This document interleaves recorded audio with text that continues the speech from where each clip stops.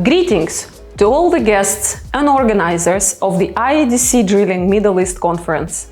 My name is Olga Labai, and I'm the founder of Oil and Gas Consultants and a member of South Arab Peninsula chapter of IADC. First of all, I'd like to thank my panel members and conference organizers for this invitation to speak. I cannot be with you in person, however, technology allows me to see you all in online format, and I will talk to you just a bit later. I want to take a moment and examine the dynamics of industry current contracting practices. I will talk about factors that impact on how we build our contractual relationships. And also, I will give an important update about a milestone in the work of Chapters Contracts Committee, or rather Contracts Subcommittee, as Corporate IADC Contracts Committee refers to us. So what's going on with drilling contracts these days? Certainly, since summer of 1859, when Edwin Drake tried to capture oil in Pennsylvania and consequently adopted a drilling technique using a steam-powered rig that essentially launched the petroleum industry as we know it today, since that time contracts became more complex. Risk faced by the parties have increased together with the complexities of doing upstream oil and gas business in general.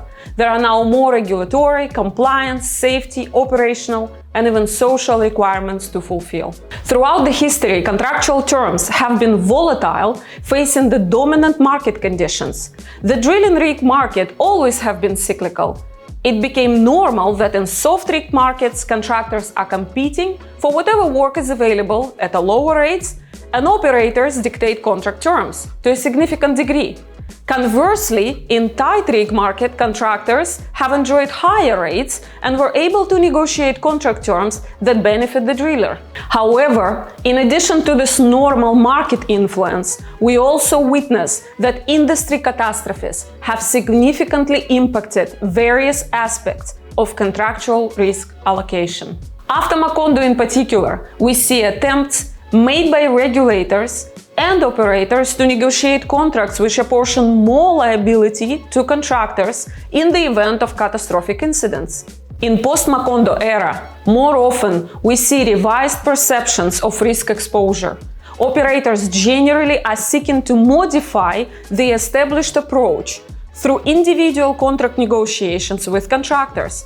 And also, regulators are attempting to hold contractors liable as well. Since 2010, there was an obvious shift to the traditional risk allocation, and this is a consequence of the private and governmental litigation that arose from the Macondo oil spill.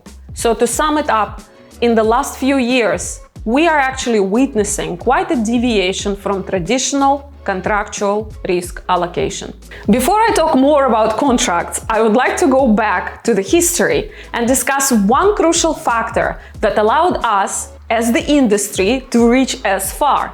So we go further, we drill deeper.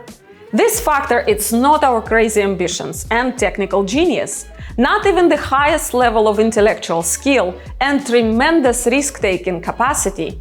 Well, not only those. What really allowed our industry to grow and flourish and take risks and achieve our goals is actually